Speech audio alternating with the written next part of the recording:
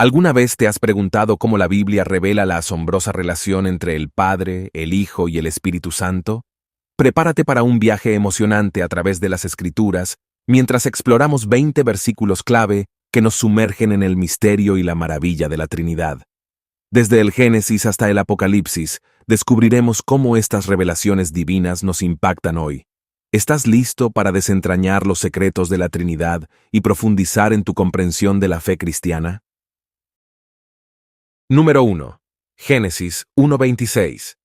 Entonces dijo Dios: hagamos al hombre a nuestra imagen, conforme a nuestra semejanza, y señoree en los peces del mar, en las aves de los cielos, en las bestias, en toda la tierra, y en todo animal que se arrastra sobre la tierra. El versículo Génesis 1:26 es uno de los pasajes más significativos en la revelación del concepto trinitario en la Biblia.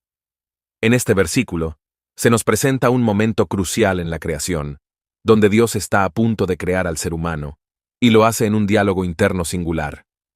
Hagamos al hombre a nuestra imagen, conforme a nuestra semejanza. Esta declaración revela la pluralidad dentro de la deidad, ya que Dios se refiere a sí mismo en plural, nuestra imagen y nuestra semejanza. Este plural refleja la complejidad de la naturaleza de Dios, indicando que hay más de una persona en la deidad que participa en el acto de la creación del ser humano. Esto es significativo porque sugiere una comunidad de personas divinas que trabajan juntas en perfecta armonía y unidad, lo que es característico de la doctrina trinitaria. Algunos teólogos ven en este pasaje una anticipación o prefiguración de la Trinidad, donde el Padre, el Hijo y el Espíritu Santo están involucrados en la creación del ser humano.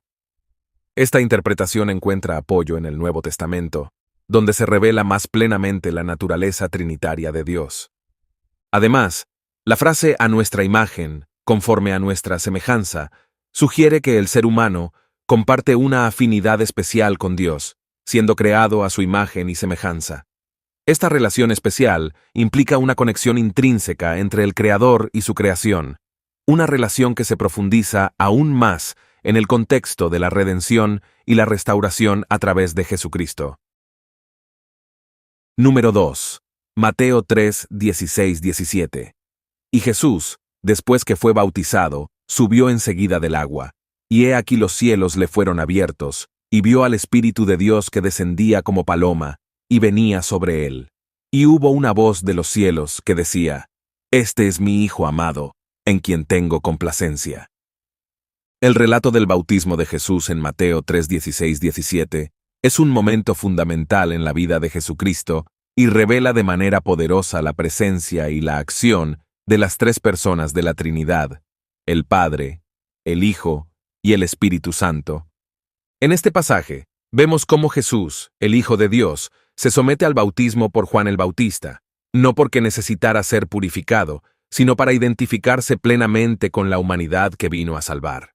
Cuando Jesús emerge del agua, los cielos se abren, y el Espíritu Santo desciende sobre él en forma de paloma, simbolizando la confirmación divina y la capacitación para su ministerio terrenal. La presencia visible del Espíritu Santo en forma de paloma indica la venida del poder divino para equipar a Jesús con el Espíritu Santo para su ministerio. Este evento también muestra la unidad y la colaboración entre las tres personas de la Trinidad. El Padre envía al Espíritu Santo sobre el Hijo en un acto de autoridad y confirmación divina. Además, la voz del Padre desde los cielos proclamando: Este es mi Hijo amado, en quien tengo complacencia, revela la relación íntima entre el Padre y el Hijo, así como la confirmación divina de la identidad y la misión de Jesús como el Mesías esperado y el Salvador del mundo. Esta declaración refuerza la divinidad de Jesucristo y establece su autoridad suprema sobre todas las cosas. Número 3. Mateo 28:19. Por tanto, id, y haced discípulos a todas las naciones, bautizándolos en el nombre del Padre, y del Hijo, y del Espíritu Santo. Mateo 28:19, conocido como el Gran Mandamiento o la Gran Comisión, es uno de los versículos fundamentales en la enseñanza de Jesús sobre la misión de la Iglesia y revela de manera clara y contundente la doctrina trinitaria. En este pasaje, Jesús instruye a sus discípulos a ir y a ser discípulos de todas las naciones, bautizándolos en el nombre del Padre, del Hijo y del Espíritu Santo. Esta declaración trinitaria subraya la unidad y la igualdad de las tres personas divinas en la obra redentora y en el proceso de hacer discípulos. Al bautizar en el nombre del Padre, del Hijo y del Espíritu Santo, se reconoce y se invoca la autoridad y el poder de cada persona de la Trinidad en el acto del bautismo. Esto implica una identificación con Dios mismo y una entrada en la comunidad de fe trinitaria.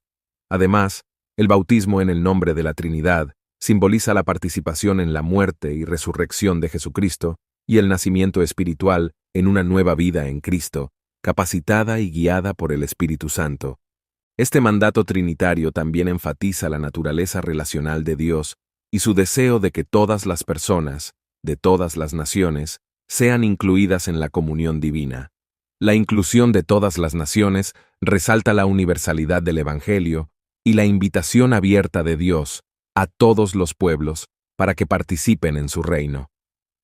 Además, este pasaje refleja la autoridad suprema de Jesucristo como el Señor sobre todo, así como la igualdad de honor y gloria entre el Padre, el Hijo y el Espíritu Santo. La instrucción de Jesús de bautizar en el nombre de la Trinidad revela la unidad indivisible de Dios en su diversidad de personas y enfatiza la importancia de vivir en comunión con Dios y en comunidad con los demás creyentes. Número 4.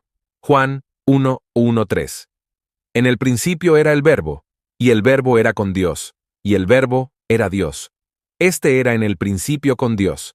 Todas las cosas por Él fueron hechas, y sin Él, nada de lo que ha sido hecho, fue hecho. Juan 1:1-3 es uno de los pasajes más profundos y significativos en la revelación del concepto trinitario en la Biblia. En estos versículos, el apóstol Juan nos lleva de vuelta al principio de todas las cosas, presentándonos al Verbo, quien es identificado como Jesucristo, como la expresión eterna de Dios. La declaración, en el principio era el Verbo, nos lleva al relato del Génesis, donde se nos presenta el acto creativo de Dios. Pero aquí, Juan nos revela que el Verbo existía desde el principio mismo, antes de la creación del mundo. Esta afirmación resalta la eternidad y la preexistencia de Cristo, como una persona divina y como parte integral de la deidad. Cuando Juan dice, y el Verbo era con Dios, y el Verbo era Dios, nos está presentando una dualidad intrigante y vital.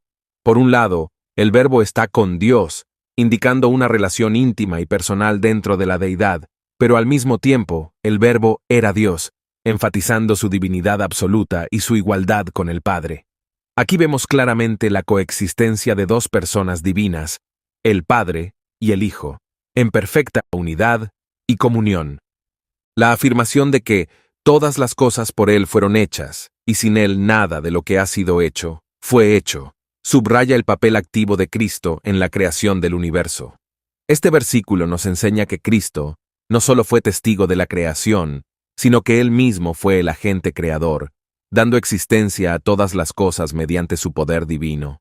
Este pasaje nos invita a reflexionar sobre la naturaleza y la identidad de Jesucristo, como el Logos o Verbo encarnado, quien vino al mundo para revelar plenamente el carácter y la voluntad de Dios. Juan nos muestra cómo Jesús, como el Verbo eterno, encarna la sabiduría divina, la palabra creativa de Dios y la revelación definitiva de su amor y gracia hacia la humanidad. Número 5. Juan 14:16-17. Y yo rogaré al Padre, y os dará otro Consolador, para que esté con vosotros para siempre, el Espíritu de verdad, al cual el mundo no puede recibir, porque no le ve ni le conoce.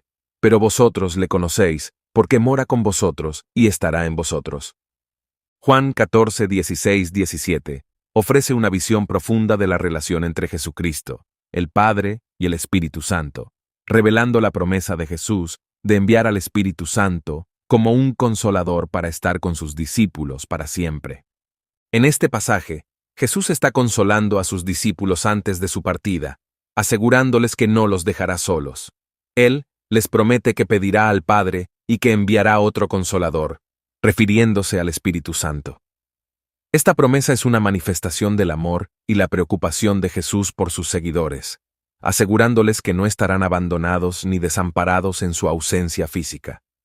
El Espíritu Santo es descrito como el Espíritu de verdad, indicando que Él es el revelador de la verdad divina y el guía para los creyentes en su búsqueda de la verdad espiritual. Además, Jesús señala que el mundo no puede recibir al Espíritu Santo porque no lo ve ni lo conoce, lo que sugiere que la comprensión y la recepción del Espíritu Santo están reservadas para aquellos que tienen una relación íntima con Dios a través de Jesucristo. Sin embargo, Jesús asegura a sus discípulos que ellos conocen al Espíritu Santo porque mora con ellos y estará en ellos. Esta declaración resalta la presencia continua y activa del Espíritu Santo en la vida de los creyentes, como el agente divino que guía, enseña, consuela y capacita para vivir una vida conforme a la voluntad de Dios. Este pasaje también revela la unidad y la colaboración entre las tres personas de la Trinidad, el Padre, el Hijo y el Espíritu Santo. Jesús, al rogar al Padre para que envíe al Espíritu Santo, muestra su conexión íntima con el Padre y su autoridad para actuar en su nombre. Esta unidad trinitaria enfatiza la armonía divina y la cooperación en el plan redentor de Dios para la humanidad.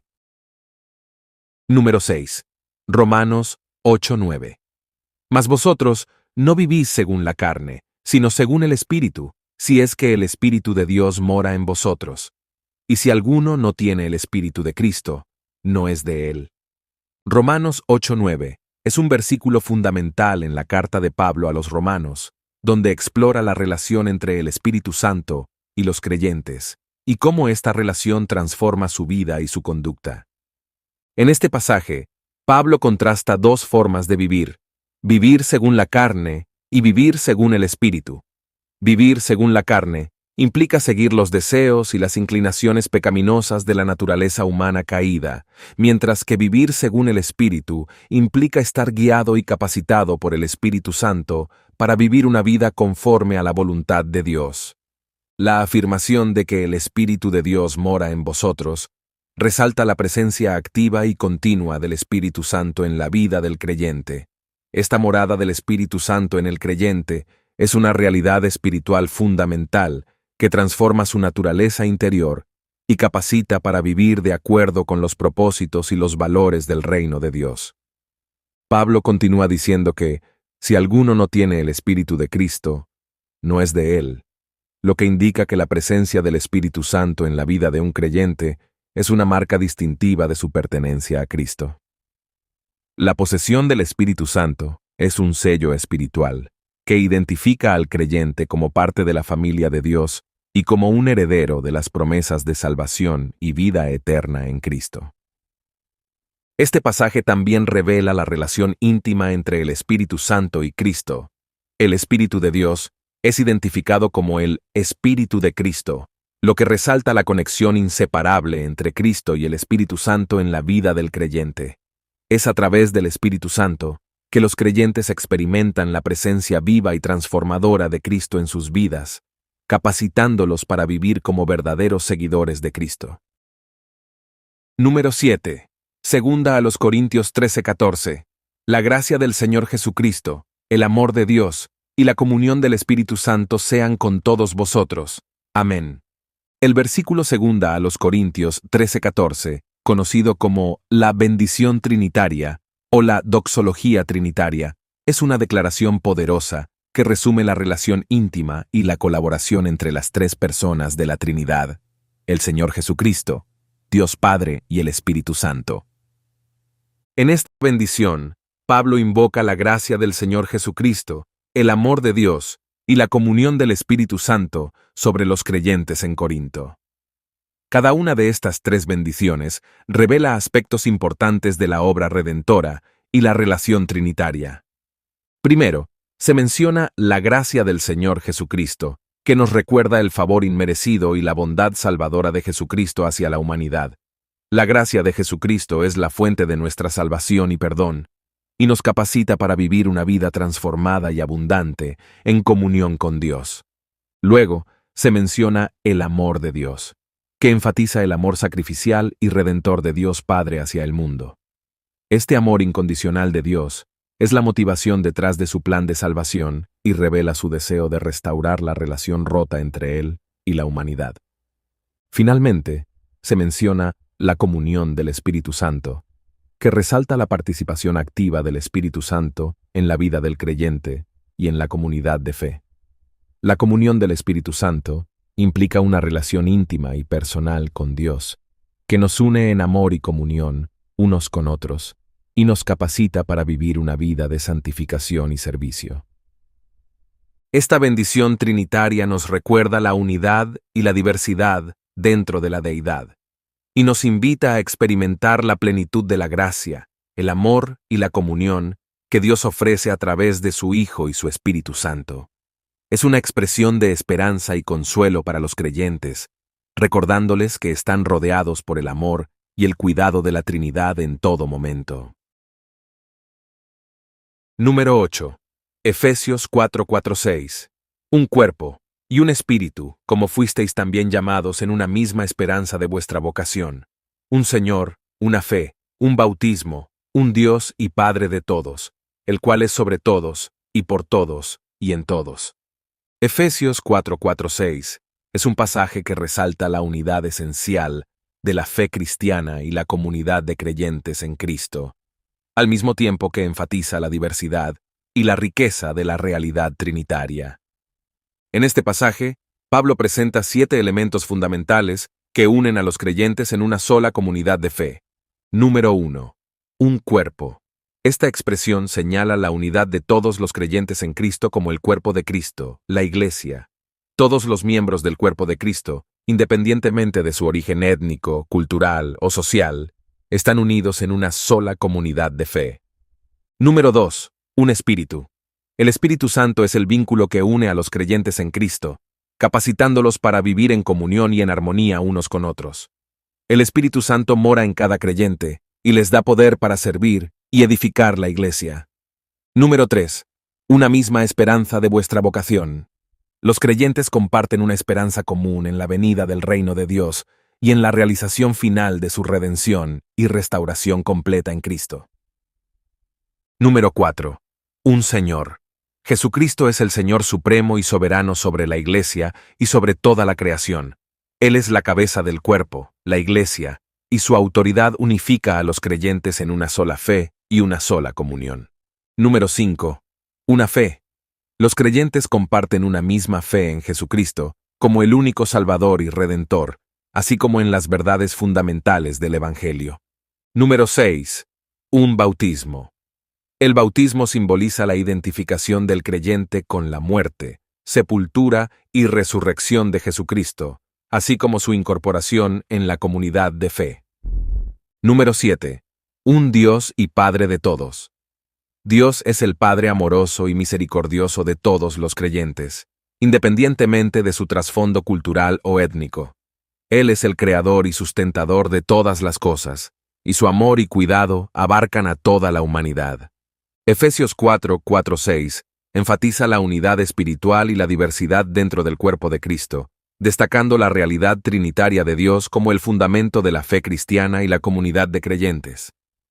Este pasaje nos anima a vivir en unidad y amor unos con otros, reconociendo nuestra identidad común en Cristo y nuestra dependencia del Espíritu Santo para capacitarnos y guiar nuestras vidas. Número 9. Primera de Pedro 1:2. Elegidos según la presencia de Dios Padre, en santificación del Espíritu, para obedecer y ser rociados con la sangre de Jesucristo, gracia y paz os sean multiplicadas. El versículo 1 de Pedro 1:2 nos ofrece una visión profunda de la interacción trinitaria en el proceso de la salvación y la santificación de los creyentes. En este pasaje, Pedro comienza hablando de los creyentes como elegidos según la presencia de Dios Padre. Esto nos lleva a entender que la iniciativa de nuestra salvación no se origina en nosotros mismos, sino en el amor y el plan soberano de Dios Padre. Desde antes de la fundación del mundo, Dios, en su presencia, nos ha elegido para ser parte de su familia y heredar las bendiciones de la salvación en Cristo. Luego, Pedro habla de la santificación del Espíritu. Aquí vemos el papel activo y transformador del Espíritu Santo en la vida del creyente. Es el Espíritu Santo quien nos separa del pecado y nos santifica, capacitándonos para vivir una vida que agrada a Dios y nos hace más semejantes a Cristo. La santificación es un proceso continuo en el cual el Espíritu Santo trabaja en nosotros, renovando nuestras mentes, transformando nuestros corazones y capacitándonos para vivir en obediencia y fidelidad a Dios. Finalmente, Pedro menciona que somos rociados con la sangre de Jesucristo. Esto hace referencia al sacrificio expiatorio de Jesucristo en la cruz, donde su sangre derramada nos ha redimido y nos ha reconciliado con Dios. La sangre de Cristo es el fundamento de nuestra salvación y nos limpia de todo pecado. Número 10. Primera de Juan 5:7. Porque tres son los que dan testimonio en el cielo: el Padre, el Verbo y el Espíritu Santo, y estos tres son uno. El versículo primera de Juan 5:7, conocido como el Comma Johanneum, es un pasaje que ha sido objeto de debate entre estudiosos bíblicos debido a su autenticidad y origen textual. Aunque algunas versiones de la Biblia lo incluyen, la mayoría de los manuscritos antiguos no lo contienen en su forma original, y se considera que fue añadido posteriormente por copistas. Sin embargo, este versículo refleja una doctrina importante de la fe cristiana, la Trinidad. Aunque la formulación específica de este versículo puede ser discutida, la enseñanza fundamental que presenta sobre la unidad de Dios en tres personas divinas es consistente con otras partes de la Escritura y con la tradición cristiana.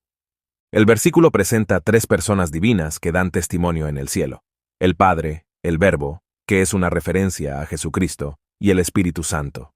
Esta declaración resalta la unidad y la diversidad dentro de la deidad.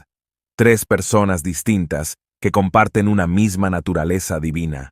Aunque son distintas entre sí en persona, son una en esencia y propósito. La Trinidad es una doctrina fundamental de la fe cristiana que reconoce la revelación de Dios como Padre, Hijo y Espíritu Santo. Esta doctrina no significa que hay tres dioses, sino que hay un solo Dios que existe eternamente en tres personas distintas. Cada persona de la Trinidad participa plenamente en la obra redentora y en la relación con la humanidad. La Trinidad es una verdad revelada en las Escrituras y ha sido reconocida y afirmada por la Iglesia a lo largo de la historia como parte de la fe cristiana. Aunque puede resultar difícil de comprender completamente, la Trinidad es una expresión de la grandeza y la complejidad del Dios que adoramos, y nos invita a vivir en comunión y relación con un Dios que es amor en su misma esencia. Número 11. Génesis 1:2. Y la tierra estaba desordenada y vacía, y las tinieblas estaban sobre la faz del abismo, y el Espíritu de Dios se movía sobre la faz de las aguas. Génesis 1:2 marca el comienzo de la narración bíblica de la creación, y en este versículo se menciona por primera vez al Espíritu de Dios, o Espíritu Santo, en la Biblia. Este versículo establece el escenario para el acto creativo de Dios, y nos revela la presencia activa y poderosa del Espíritu Santo en el proceso de la creación.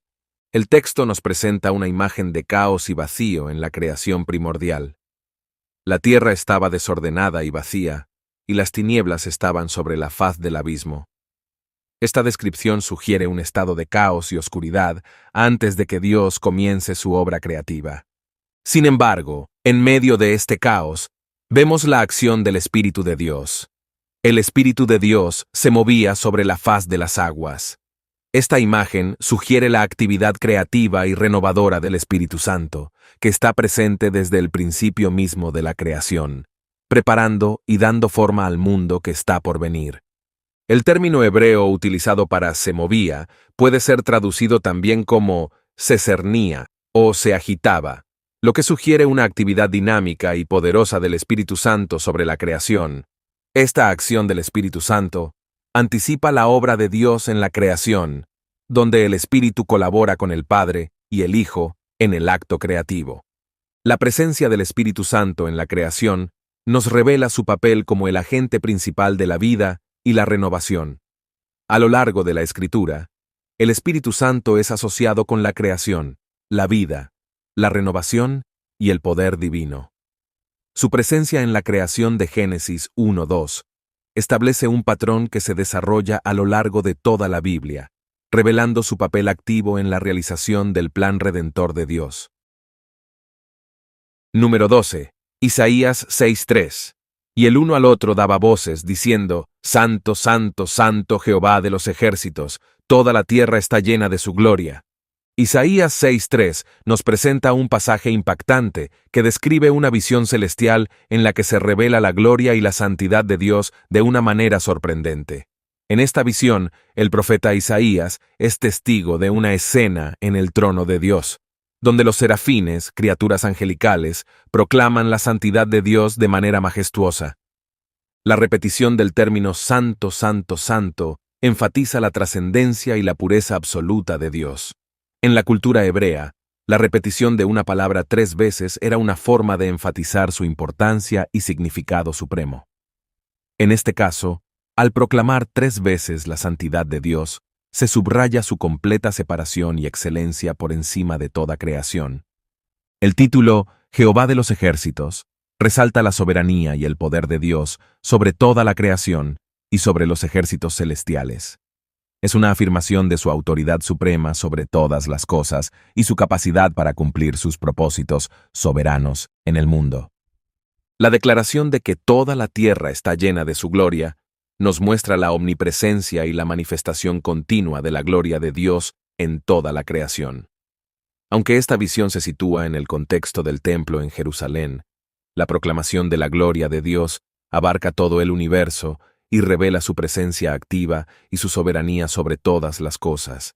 Este pasaje nos invita a reflexionar sobre la majestuosidad y la santidad de Dios, y a reconocer su gloria en todo lo que nos rodea. Nos recuerda que Dios es infinitamente santo y digno de toda adoración y alabanza. También nos desafía a vivir vidas que reflejen su santidad y a buscar la gloria de Dios en todas nuestras acciones y decisiones. Número 13. Mateo 28:20. Enseñándoles que guarden todas las cosas que os he mandado. Y he aquí yo estoy con vosotros todos los días, hasta el fin del mundo. Amén. Mateo 28:20 concluye el Evangelio según Mateo con una declaración poderosa de Jesús, después de dar la gran comisión a sus discípulos. En este versículo, Jesús promete estar con sus seguidores todos los días, hasta el fin del mundo. Esta promesa de Jesús es una fuente de consuelo y fortaleza para los creyentes en todas las épocas. A través de esta declaración, Jesús asegura a sus seguidores que no estarán solos en la tarea de cumplir con la gran comisión de hacer discípulos de todas las naciones. Él les garantiza su presencia constante y su apoyo continuo en cada paso del camino. La promesa de Jesús de estar con sus seguidores todos los días abarca todas las circunstancias y desafíos que puedan enfrentar. No importa cuán difíciles sean las pruebas o cuán grandes sean las luchas, Jesús promete que nunca los abandonará. Su presencia está disponible en todo momento, en todo lugar y en todas las situaciones. Esta promesa también revela la naturaleza íntima y personal de la relación que Jesús tiene con sus seguidores.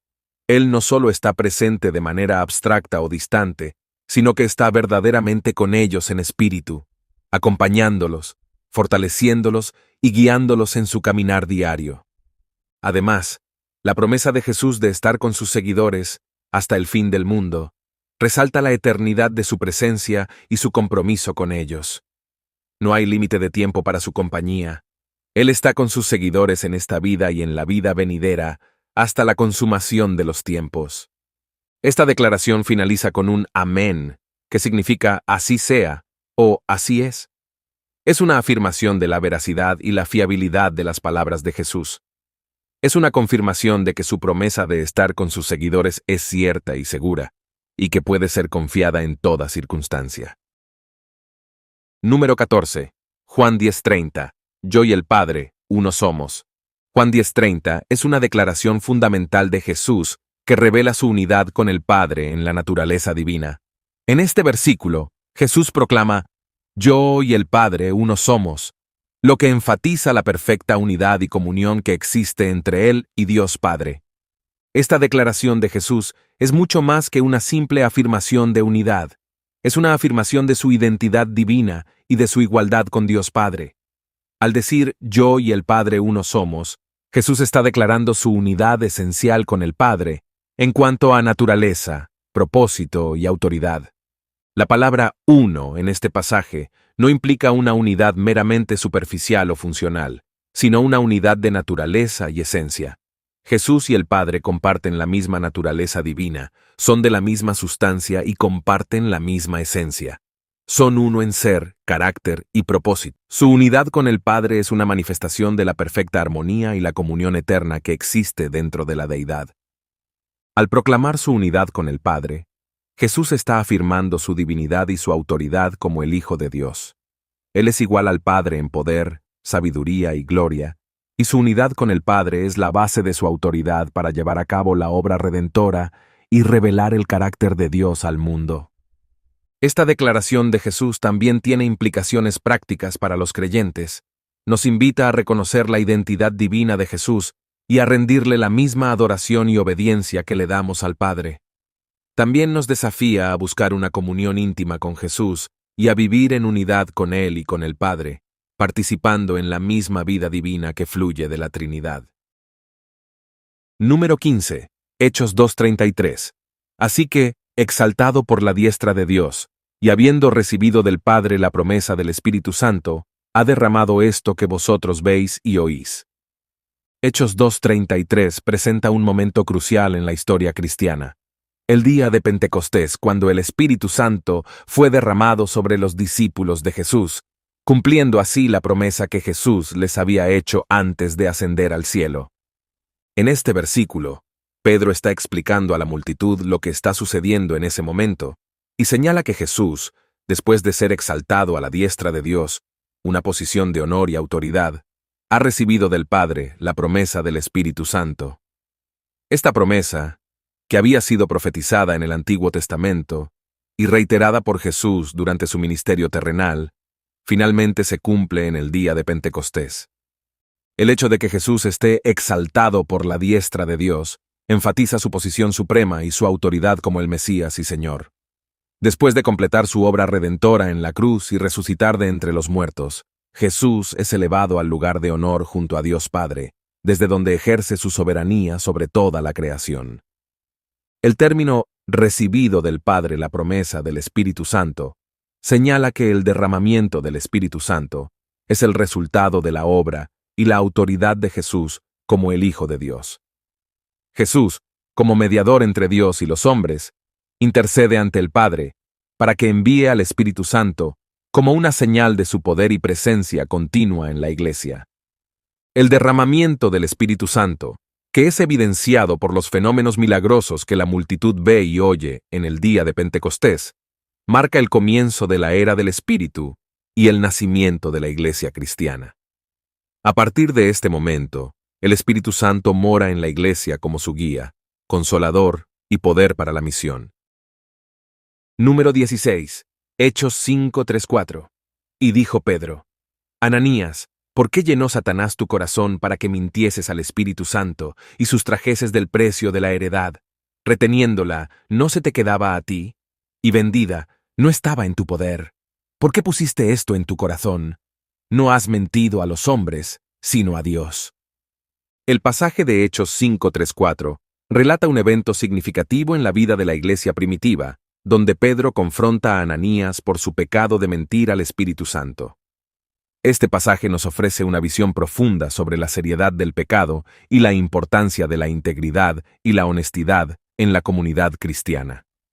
Pedro confronta a Ananías preguntándole por qué Satanás llenó su corazón para mentir al Espíritu Santo y retener parte del precio de la venta de su propiedad. Pedro señala que Ananías no estaba mintiendo solo a los hombres, sino que estaba mintiendo a Dios mismo. Esto resalta la naturaleza divina del Espíritu Santo y la gravedad de pecar contra él. La referencia a Satanás llenando el corazón de Ananías resalta el papel del enemigo en tentar y llevar a los creyentes a la desobediencia y el pecado. Ananías, al ceder a la tentación de mentir y retener parte del precio, revela la influencia destructiva del pecado y la importancia de resistir las artimañas del diablo. La pregunta de Pedro sobre por qué Ananías puso este engaño en su corazón nos lleva a reflexionar sobre los motivos detrás del pecado. Ananías actuó por avaricia y deshonestidad, buscando su propio beneficio a expensas de la verdad y la comunidad. Este pasaje nos recuerda la importancia de examinar nuestros propios corazones y motivaciones, y de mantenernos fieles a los principios éticos y morales enseñados por Jesús. La severidad del juicio contra Ananías y su esposa Zafira, quienes murieron como resultado de su pecado, Hechos 5:10, nos muestra la seriedad con la que Dios ve el pecado, especialmente cuando se trata de engañar al Espíritu Santo. Esto nos insta a tomar en serio nuestra relación con Dios y a vivir vidas de integridad y sinceridad en todas nuestras acciones. Número 17. Segunda a los Corintios 3:17. Porque el Señor es el Espíritu, y donde está el Espíritu del Señor, allí hay libertad. El versículo segunda a los Corintios 3:17 ofrece una profunda revelación sobre la relación entre el Espíritu Santo y la libertad que experimentan los creyentes en Cristo. En este pasaje, el apóstol Pablo nos enseña que el Señor es el Espíritu, y donde está el Espíritu del Señor, allí hay libertad. Primero, Pablo identifica al Señor con el Espíritu Santo, lo que subraya la unidad esencial dentro de la deidad y la participación activa del Espíritu Santo en la obra de Cristo en la vida de los creyentes. Esto refleja la enseñanza bíblica sobre la Trinidad, donde las tres personas, Padre, Hijo y Espíritu Santo, comparten una misma esencia divina y trabajan en armonía para la redención y la santificación de la humanidad. Luego, refiere a la ausencia de restricciones externas, sino a la libertad espiritual y la liberación del pecado, la culpa y la condenación. Es la libertad que se experimenta cuando una persona es transformada por el poder del Espíritu Santo y vive en comunión con Dios.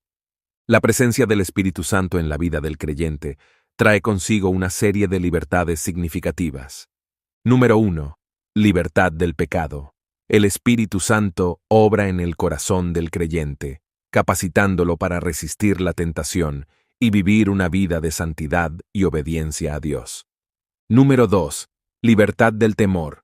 El Espíritu Santo infunde al creyente con el amor perfecto de Dios, disipando el temor y la ansiedad y otorgando una profunda paz interior. Número 3. Libertad para adorar. El Espíritu Santo capacita al creyente para adorar a Dios en espíritu y en verdad, permitiéndole experimentar una comunión íntima y personal con el Creador. Número 4. Libertad para vivir en la verdad. El Espíritu Santo guía al creyente en toda verdad, capacitándolo para discernir entre lo que es verdadero y lo que es falso, y vivir de acuerdo con los principios del reino de Dios. Número 18. Efesios 2:18. Porque por medio de él, los unos y los otros, tenemos entrada por un mismo Espíritu al Padre. Efesios 2:18 ofrece una perspectiva profunda sobre la unidad y el acceso que los creyentes tienen a Dios a través del Espíritu Santo. Este versículo destaca la obra del Espíritu Santo como el medio por el cual todos los creyentes tienen acceso al Padre, independientemente de su trasfondo, raza o estatus social. La primera parte del versículo, porque por medio de él, se refiere a Jesucristo, quien es el camino, la verdad y la vida. Juan 14:6. Es a través de la obra redentora de Jesucristo en la cruz que se nos ofrece acceso a Dios y a su presencia. Jesucristo es el mediador que reconcilia a la humanidad con Dios y abre el camino para una relación restaurada con el Padre. La segunda parte del versículo, los unos y los otros tenemos entrada por un mismo Espíritu al Padre, resalta la igualdad de acceso que todos los creyentes tienen a Dios a través del Espíritu Santo. No importa cuál sea nuestro origen étnico, cultural o social, todos somos invitados a entrar en la presencia de Dios por medio del Espíritu Santo. El Espíritu Santo juega un papel crucial como el agente que nos une a Dios y nos capacita para disfrutar de una comunión íntima con Él. Es el Espíritu Santo quien nos convence de pecado, nos lleva al arrepentimiento y nos regenera para una nueva vida en Cristo. Además, es el Espíritu Santo quien nos sella como hijos de Dios y nos da la seguridad de nuestra salvación. Efesios 1:13-14. La expresión un mismo espíritu enfatiza la unidad que todos los creyentes comparten en el cuerpo de Cristo a través del Espíritu Santo. A pesar de nuestras diferencias, somos unidos por el mismo Espíritu en una familia espiritual, con un solo Señor, una sola fe y un solo bautismo. Efesios 4:4-6. Número 19. Primera a los Tesalonicenses 1:5-6. Porque nuestro Evangelio no llegó a vosotros en palabras solamente, sino también en poder, y en el Espíritu Santo, y en plena certidumbre. Como bien sabéis qué manera de personas fuimos entre vosotros por amor de vosotros.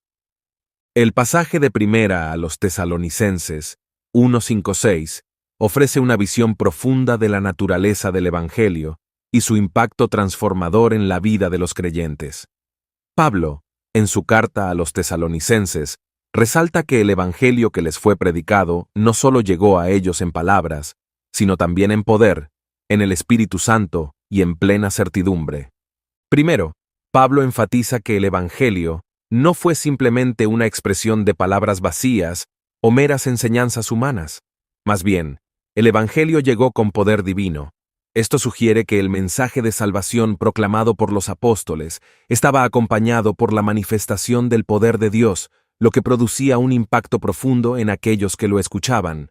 Este poder divino no solo se manifiesta en la proclamación del Evangelio, sino también en la transformación de las vidas de aquellos que responden a él con fe. Además, Pablo menciona que el Evangelio llegó a los tesalonicenses en el Espíritu Santo. Esto resalta el papel activo y poderoso del Espíritu Santo en la obra de la salvación.